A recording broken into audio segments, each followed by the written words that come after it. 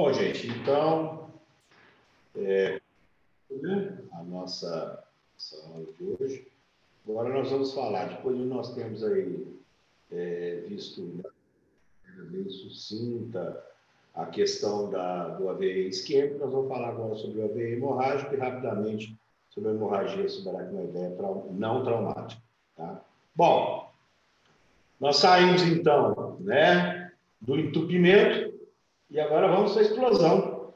Está aí a imagem, né, na metade da tela, do lado direito, de um cérebro, né, no caso aí, uma necrópsia, né, pós-morte, tá certo?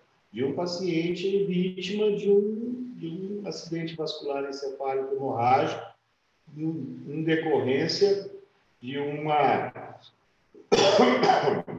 de uma hemorragia intracraniana parenquimatosa, tá bom? Também, em função das próprias etiologias, como nós vamos aí discutir no decorrer da aula, isso chega muito no pronto atendimento, né? Vai chegar muito no pronto atendimento para vocês. Qual que é a definição? Eu não gosto de usar esse termo definição. Não existe definição específica correta para tudo. Digamos assim, a melhor conceituação, talvez, né? Seria a hemorragia do parênquima cerebral na ausência de trauma imediato, tá? Normalmente, as causas primárias estão relacionadas, né, com a ausência de alterações estruturais cerebrais, tá? E, secundariamente, né, a gente pode se deparar com hemorragias intraparenquimatosas, intracerebrais, associadas a lesões congênitas ou, né, melhor dizendo, adquiridas, tá bom? Dentre as causas primárias, o que eu quero que vocês guardem e nunca mais se esqueçam, tá? Hipertensão arterial sistêmica de curso prolongado, mal conduzida e mal adequada, né? Elas levam o quê? Nós temos, eventualmente, pseudoaneurismas nessas regiões delimitadas aí pela imagem, pelo desenho, né? Nós temos no final dessas circulações, no final dessas arteríolas, a presença de pseudoaneurismas de Charcot-Bouchard, tá? Esses pseudoaneurismas, como a gente está vendo aqui, ó, no A, no B, no C, principalmente, isso é importante, esses pseudoaneurismas de Charcot-Bouchard, eles existem, eles têm a sua origem, né? Depois vocês conversem com a professora Evelise, né? Nossa grande professora, né, de anatomia. Eles existem nas regiões dos núcleos da base, tá bom? E, como são pseudoaneurismas, têm as suas paredes mais frágeis, a hipertensão crônica, né? Ela leva à dissecção da parede desses pseudoaneurismas e por um quadro, como nós estudamos lá nas emergências hipertensivas, né? Lembrando, urgência hipertensiva, tem lesão de órgão-alvo. Emergência hipertensiva na vigência de órgão-alvo, tá bom? Eles podem romper e sangrar, e, consequentemente, levar a um quadro dentre as causas primárias, de hemorragia intraparenquimatosa. Bom, causas secundárias. Entre as causas secundárias, aí a gente destaca, basicamente, aí duas, né, que são a angiopatia amiloide, como a gente está vendo aqui nessa imagem dessa tomografia, nessa ressonância de crânio, né, e nesse corte histológico logo aqui embaixo, né, onde você vê uma pequena artéria que tem um espessamento da sua parede, por deposição eosinofílica, né, amorfa. tá bom? Isso também frente a quadros de hipertensão ou de injúria crônica, né, prolongada, duradoura, pode levar a quadros aí de hemorragias. Outras causas secundárias, malformações arteriovenosas.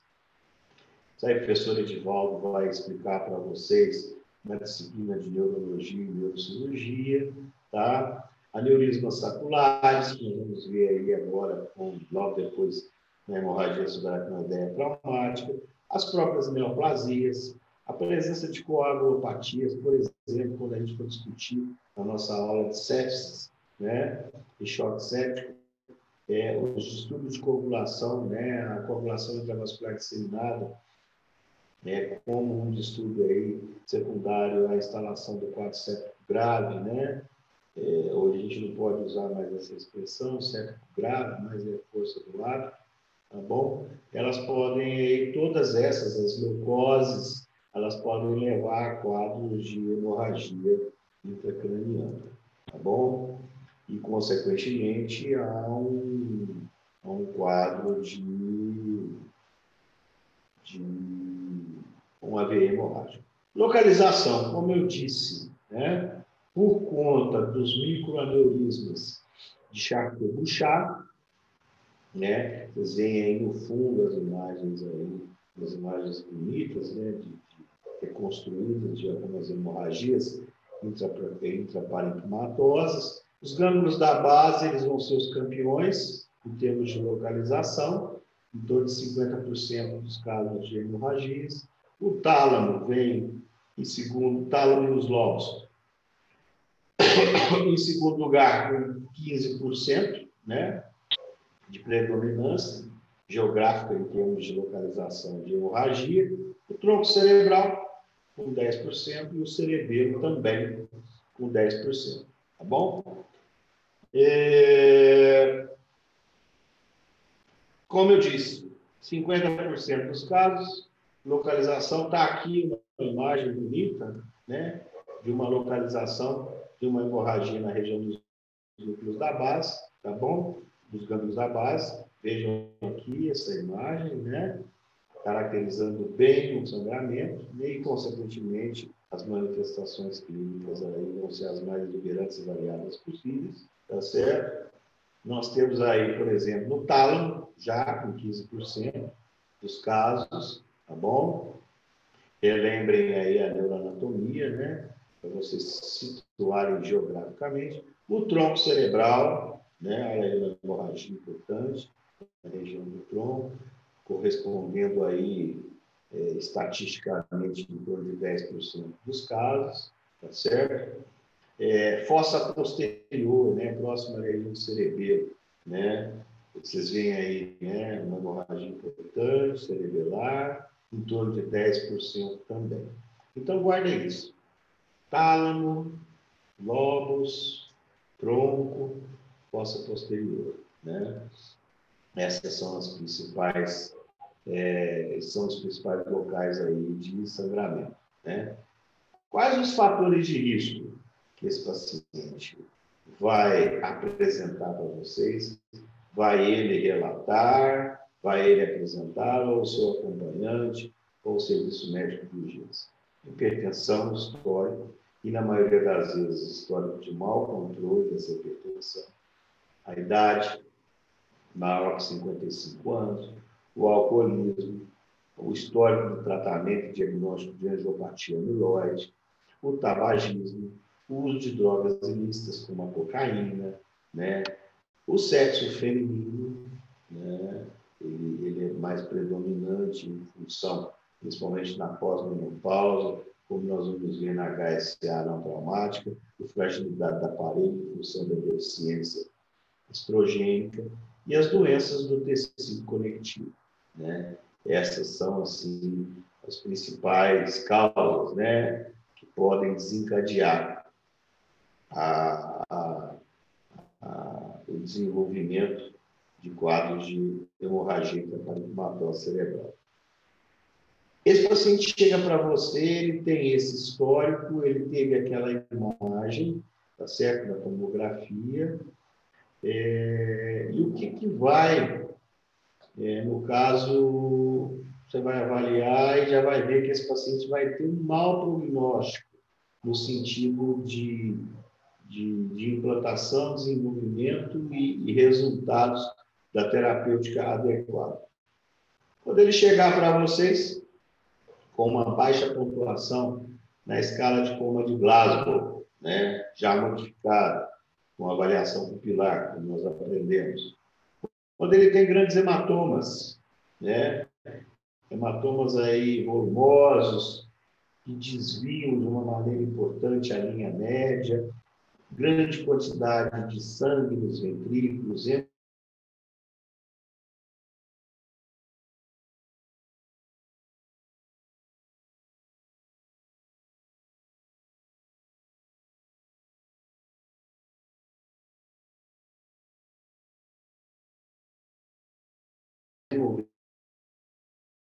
diante de um paciente que vai ter, talvez, uma recuperação mais prolongada, sequelas mais persistentes e duradouras, etc, etc, etc. Tá bom? Existe uma tabela que nós usamos aí à beira de leito no setor de urgência, tá? Onde nós avaliamos a escala, nós correlacionamos, né? Exatamente para a gente ter uma ideia melhor no que diz respeito aí ao... Tá travado? Não, né? Voltou? Eu estou vendo aqui no chat. Ah, tá. Mas não perdeu o conteúdo não, né? Quer que volta alguma explicação, algum slide anterior? Tá, eu volto no... Eu vou voltar 2 anteriores. Então. Bom, então só voltando, é porque houve um problema com a internet. Espera aí, só um minutinho. Não, pior que agora eu também não estou conseguindo voltar. Pera, deixa eu ver. Não.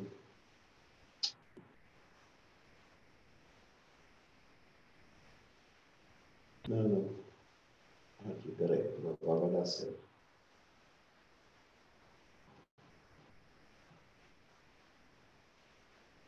Vamos ver se volta. Mais um. Vamos ver, mais um. Aí. Então, assim, dentro voltando a esses slides, dentro dos fatores de risco, a gente vai reforçar e salientar os mesmos, praticamente, do AVE isquêmico, né? Hipertensão arterial sistêmica, a idade maior que 55 anos, né? As comorbidades em função de doenças crônicas que já haviam sido instaladas, o alcoolismo, a angiopatia amiloide como uma das causas secundárias, né? O uso do tabaco, né? O tabaco seco, ele vai ser um grande vilão no que diz respeito aí ao desenvolvimento das complicações do arteriopata, ou até mesmo o gatilho, né, para o desenvolvimento dessas complicações, o uso de drogas ilícitas como a cocaína, o sexo feminino, principalmente mulheres após 50 anos, menopausadas, cuja deficiência de estrogênio vai dar uma fragilidade capilar maior e, consequentemente, sendo ela hipertensa, talvez aqueles microaneurismas de Charcot-Bouchard na região talâmica podem sofrer uma ruptura e sangrar, né? Doenças do tecido conectivo, tudo isso leva a quadros aí de favorecimento para a hemorragia intraparenquimatosa. Esse paciente que chegou para vocês no pronto atendimento, né, que você identificou uma das causas para a possibilidade de um sangramento, eles ainda podem exibir fatores de mau prognóstico, tais como, ele chegou, por exemplo, chega no Glasgow de 4, no Glasgow de 5, né? Ele chega no Glasgow de 6, ele chega em estupor ou coma, né? Ele tem uma misocoria, enfim, pontuação baixa. Você fez a tomografia, ele tem ali um grande hematoma, né? Ou 2 ou 3 hematomas distribuídos aí no parênquima cerebral. Ele apresenta hemoventrículos, né? Tudo isso são fatores de mau prognóstico que mesmo você chamando o neurocirurgião, lembrando que esse paciente já está monitorizado, já tem oxigênio, acesso, veia, se com Glasgow menor ou igual a 8, ele já teve a sua via aérea protegida, um dispositivo infraglótico ou supraglótico, conforme a gente já conversou, né? Você já está ali com a cabeceira de 30 graus para diminuir a hipertensão intracraniana, etc, etc. Quer dizer, esse paciente com esses fatores de mau prognóstico, consequentemente, eles não vão ter um desfecho muito adequado. E para tal, acho que a gente pode guardar, da mesma maneira que a gente tinha lá o NIS, né?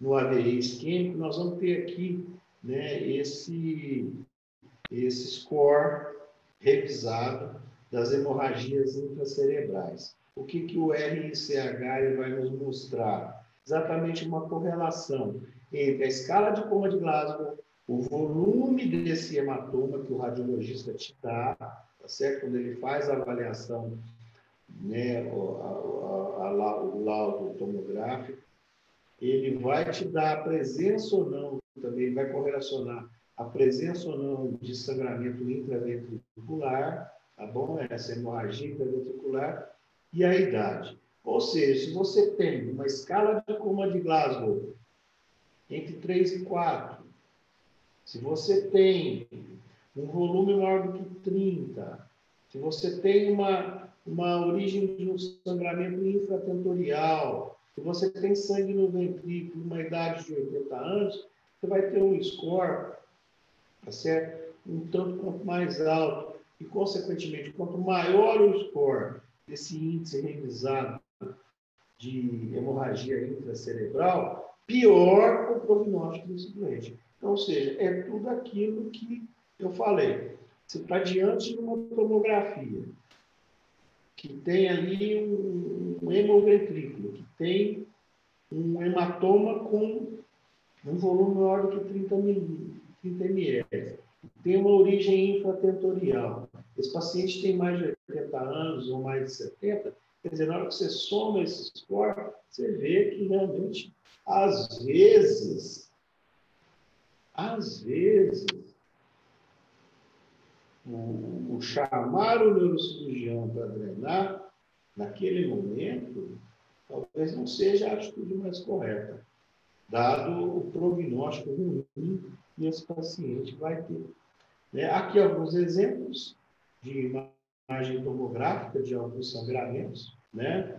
Você vê aí hemorragias talâmicas, hemorragias em regiões aí de fossa posterior, hemorragias em tronco, né? A presença já de um hemoventrículo e uma inclusive de linha média. Enfim, essa é a imagem que vocês vão se deparar, né, de um paciente aí vítima de um AVE hemorrágico. Na sala de emergência, como eu disse, né, gente? É aquilo, né? Protocolo de Manchester, pulseirinha vermelha, paciente com suporte de vida adequado, seja suporte de vida básico ou avançado, tentar buscar a causa base que levou esse paciente ao quadro hemorrágico intraparenquimatoso, tratar a hipertensão grave, que na maioria das vezes ela vai existir, diferente aqui do AVE isquêmico, nós temos metas pressóricas na vigência ou não da trombólise, né? Para a lise do coágulo, aqui a gente tem que realmente ser mais agressivo no tratamento dessa hipertensão arterial, né, cuja meta, uma pressão arterial sistólica, seja em torno de 140 milímetros de mercúrio. É possível obter uma pressão intraarterial invasiva, você ter um melhor controle desse doente, né? E, na maioria das vezes, conforme aquele score, né, até que esse paciente seja transferido para o setor, para o centro cirúrgico, se caso for ser submetido a uma correção cirúrgica ou não, suporte intensivo é fundamental, né? Eu tenho que ter gente aí que saiba realmente manejar e cuidar, principalmente dessa questão neurológica. Bom, os critérios de inclusão para esse paciente aí, para ele ser submetido, você poder ligar para o neurocirurgião e falar: olha, doutor fulano de tal, professor Edivaldo, né, neurocirurgião de plantão, um dia no nosso hospital universitário, se Deus quiser, né, da nossa MED Unifal aí. Evidência, estou aqui com um doente, ele tem evidência de hemorragia intracerebral e cerebelar na tomografia, como está aqui na minha mão, ele tem um Glasgow de 4, ele tem uma hemorragia supratentorial, ou ele está com um Glasgow aí de 3 a 15, mas é uma hemorragia cerebelar, ele tem um desvio da linha média maior do que 5,4 milímetros, ele tem um volume de um hematoma maior que 30 centímetros cúbicos, um diâmetro maior do que 5 centímetros, ele tem um hematoma cerebelar, apesar de um Glasgow mais adequado, acima de 16 centímetros cúbicos, com um diâmetro acima de 3 centímetros.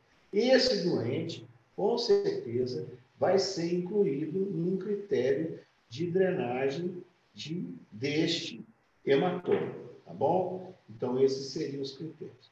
Aqui, só para vocês terem uma ideia, é o que a gente vai enxergar depois que esse paciente sofrer essa drenagem, essa derivação ventricular externa, ou essa derivação do hematoma, né? O paciente tem aí um mecanismo de selo d'água, um catéter, né, inserido na região do hematoma, que através de gravidade ele vai, né, aos poucos esvaziando, né, esse excesso de líquor, esse excesso de sangue, que está ali prejudicando, rebaixando, lesando a consciência e o parênquima encefálico, tá bom? Então, essa é mais ou menos uma imagem típica de um doente que está na UTI, que acabou de sofrer aí uma drenagem de um hematoma, tá bom? Aqui embaixo você vê aqui no plasma, né, na marquinha, você vê aqui o líquido sendo drenado, aqui uma régua para pressão, enfim, isso são detalhes que vocês vão aprender quando já estiverem formados fazendo a residência médica, né? Então, vocês veem assim, em termos de diferença, tá certo? O AVE hemorrágico, ele tem, às vezes, um prognóstico de morte imediata maior, mas o manejo é um manejo um pouco mais tranquilo em relação, manejo da fase aguda, né? Em relação ao acidente vascular encefálico isquêmico.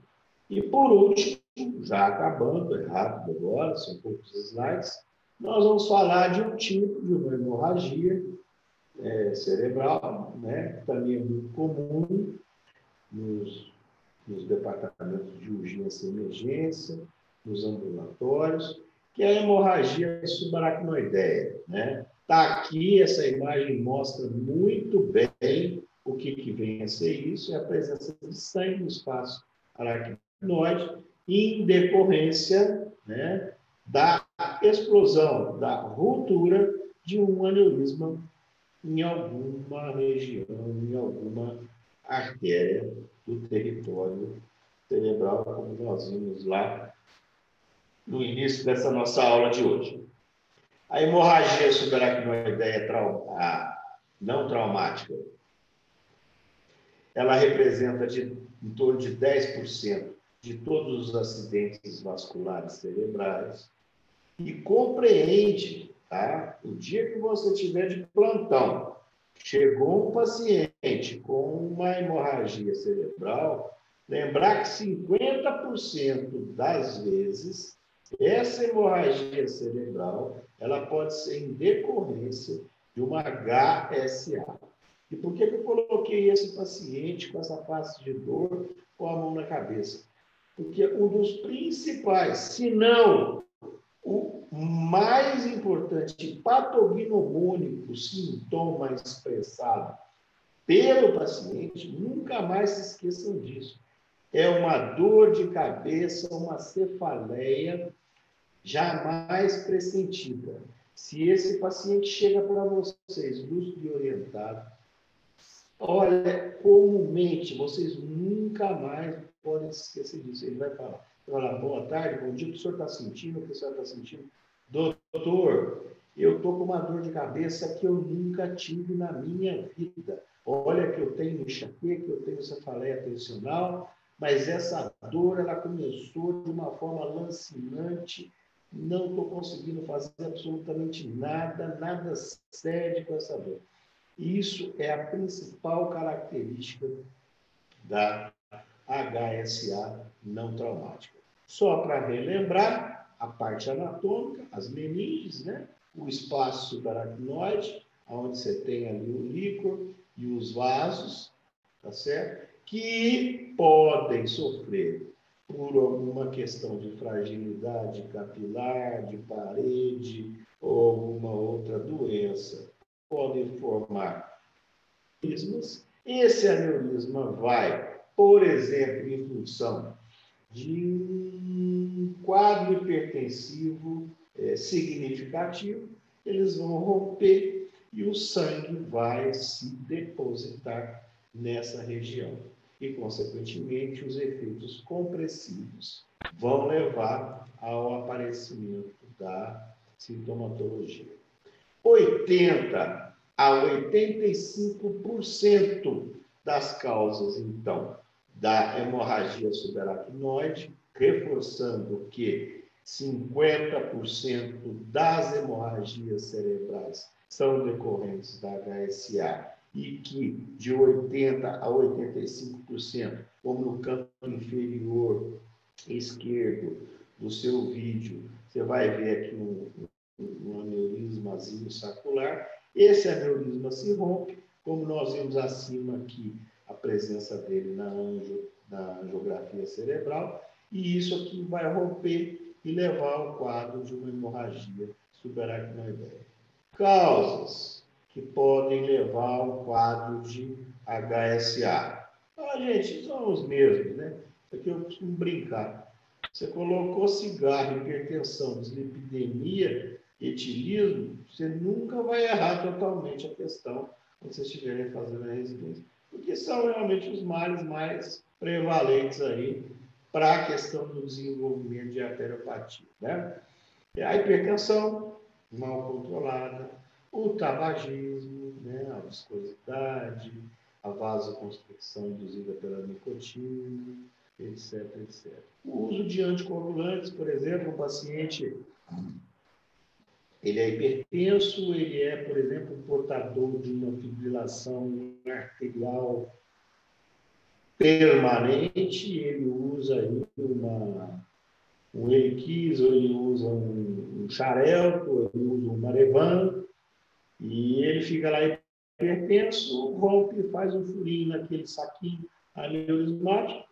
Bom, o que acontece? Sangra, né? Sangra todo o espaço subaracnoideia. A questão da deficiência estrogênica, como eu mesmo coloquei, né, anteriormente, ela dá uma fragilidade no endotélio dos vasos e, consequentemente, predispõe ao sangramento, né? Então, essas são as principais causas, se atentar para isso. Como eu disse, cefaleia inédita de forte intensidade, associado, na maioria das vezes, mas pode acontecer que não, com sinais neurológicos focais, são os principais sinais e sintomas do desenvolvimento da HSA, da hemorragia subaracnoideia não traumática. Tá bom? Nós temos algumas ações, da mesma maneira que nós temos o NISPO, a veia isquêmico, temos o score revisado da hemorragia intracraniana. Aqui, clinicamente, nós vamos ter a classificação de Hunt-Hess, a escala de Hunt-Hess. Isso aqui eu quero que vocês saibam que existam, e a gradação que vai de 0 a 5, aqui está de 1 a 5, e o 0 é quando não tem sintoma nenhum, né? É um achado somente. Eu acho mais interessante colocar de 1 a 5. E a classificação de Fisher, que é a classificação tomográfica. O Hunt-Hess, por exemplo, grau 4, ele já chega para você em estupor, né? Ele chega, por exemplo, a você com uma hemiparesia moderada ou severa. O Hunt-Hess 1, por exemplo, ele chega praticamente assintomático ou somente com a dor de cabeça e mínimos sinais, por exemplo, neurológicos e uma discreta rigidez de nuca e assim vai. Lembrando, quanto maior for a classificação Hunt-Hess, maior é a gravidade da hemorragia subaracnoideia não traumática, tá bom? A escala de Fisher, né? A escala de Fisher é a classificação tomográfica, é aquela imagem que você vai enxergar na tomografia relacionado ao sangramento. Nós temos Fisher 1, Fisher 2, Fisher 3 e Fisher 4. Como nós vamos estudar aqui no próximo slide, uma das principais complicações da HSA não traumática ou até mesmo traumática é o risco de vasoespasmo. Quanto maior o Fisher, maior o risco de vasoespasmo. Quanto maior o Fisher, mais sangue você tem dentro da cabeça. Você tem dentro do espaço subaracnoideal, né? Por exemplo, um Fisher 2, você vai ter um risco de 0 a 25% para desenvolvimento de vasoespasmo e pode ter um sangramento difuso em camadas verticais, nas fissuras interhemisféricas, insular, na cisterna ambiens, né, com menos de 1 milímetro, sem a presença de coágulos. Já o Fisher 4, por exemplo, o teu risco pula de 25% para 35% de desenvolver um vasoespasmo e você pode ter, inclusive, coágulos. Mas quem vai te dar essa classificação de Fisher, normalmente é o radiologista. Mas aqui, por exemplo, só para vocês terem uma ideia, é importante que vocês tenham essa, depois vocês peguem um livro de medicina de emergência e vejam as imagens que existem, né? Por exemplo, olha aqui, ó, canto superior direito, o Fisher 1, não tem sangue no espaço subaracnoideal. O Fisher 2, olha aqui, ó, o sangue na tomografia, gente, ele fica branquinho, tá? Ó, olha aqui. Compara a Fisher 1 com o Fisher 2. Aqui, ó, você tem uma fina HSA, né? Você tem uma fina HSA, com menos de 1 milímetro, se medir aqui, ó, espessura, e não tem coágulo. Olha aqui, por exemplo, ó, um Fisher 3, já tem um coágulo localizado, olha aqui o coágulo, tá vendo? Além de camadas verticais, ó, maiores que 1 milímetro, né? E o Fisher 4, você vai ter sangue dentro dos ventrículos, tá bom? Então é isso aí. Quanto pior o Hunt-Hess, quanto pior o Fisher, pior o prognóstico para esse paciente. Bom, uma vez, está terminando, tá, pessoal? Uma vez você fez o diagnóstico, o paciente chegou, hipertenso, cefaleia já mais pressentida, tem um déficit neurológico focal, ele tem uma tomografia, um Fisher 2 ou 3. Bom, à medida que você está fazendo a estabilização desse paciente na sala de emergência, porque você vai correr contra o quê? contra o dano cerebral e contra o desenvolvimento do vasoespasmo, você já vai correr atrás aí também para identificar a causa dessa HSA. E você lembra que 50% das vezes a causa é o quê? Aneurismática, né? 80% a 85%, desculpe, ela é aneurismática. Para isso, você vai poder pedir 2 exames. Ou uma angiotomografia cerebral, que é uma imagem reconstruída acima aí, em 3D, tá certo? Você vai ver cerebral anterior, média, né? A basilar, a carótida, as vertebrais, e vai ver onde tem esse aneurisma. Ou você faz, né, se o seu serviço tiver, né, uma vez diagnosticado clinicamente e tomograficamente HSA, sugestivamente compatível, você vai fazer uma arteriografia, tá bom? Mas isso é concomitante ao tratamento do seu paciente, tá bom? O que nós vamos fazer em termos de tratamento na sala de emergência? Esse doente vai ter que ir para uma UTI, com certeza, né? Tem que ficar sob monitorização, em função exatamente do vasoespasmo. O controle pressórico adequado, tá? Antes da gente clipar ou embolizar esse aneurisma, como eu vou mostrar um slide para vocês, nós temos que manter essa pressão um pouco mais baixa. Depois que você clipa, você tem que fazer um negócio que chama hipertensão induzida. Você tem que manter esse paciente um pouquinho mais hipertenso, seja com volume, com droga, exatamente para evitar o fenômeno do vasoespasmo, que é um fenômeno aterrorador, né? Aterrorizante, desculpe, não assim falar as palavras. Porque ele pode trazer consequências neurológicas graves. Você tem que coibir febre e convulsões. Você sabe que temperatura axilar de 38, dentro da cabeça que vale a 39. Né? Você tem que evitar coibir as convulsões, porque estados de convulsão consomem muita glicose. A área de penumbra, aquele neurônio que ainda não morreu, ele pode morrer. Né? Você tem que manter esse paciente com um nível glicêmico adequado, nem hiper nem hipo, por conta do metabolismo cerebral.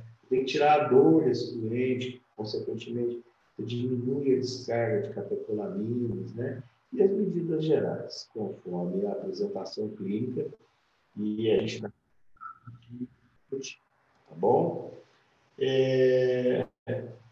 Principal complicação, né, como eu disse aí, é o vasoespasmo. Olha essa imagem aqui, a imagem A, você vê que o contraste não penetra essa região toda inferior aqui. Você fez as medidas todas, clicou aneurisma, hipertensão induzida, hidratou, medicação, que é a nimodipina, que é um vasodilatador, um bloqueador do canal de cálcio, que vai diminuir a inflamação da parede desses vasos, você vê que o sangue todo preenche aqui novamente. Tá certo? Lembrando que o paciente chegou em HSA, hoje é dia 27, tá? Ele vai ter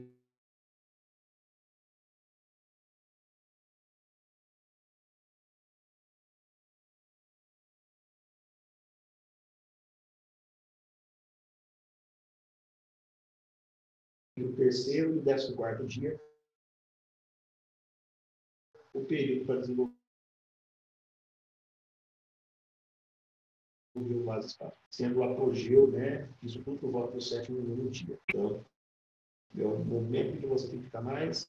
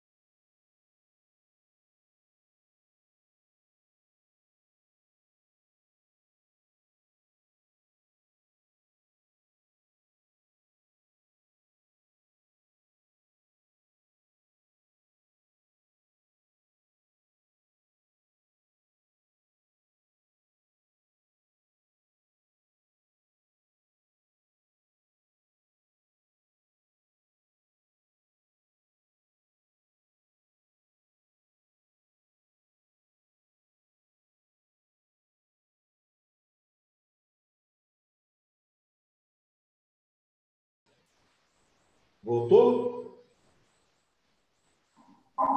Voltou. Tá acabando. Bom, então assim, aqui a questão do vasoespasmo, né? Eu estava explicando a questão aí entre o nono, o sétimo e o nono dia, a gente ficar realmente assim um pouco mais vigilante em relação a isso, né? A droga de escolha para o tratamento do vasoespasmo é a nimodipina. Eu não vou entrar aí em detalhes a respeito de dose e duração, que não vem ao caso. Mas que vocês saibam que é mandatório a utilização do nimodipina no vasoespasmo, tá certo? A prevenção do vasoespasmo.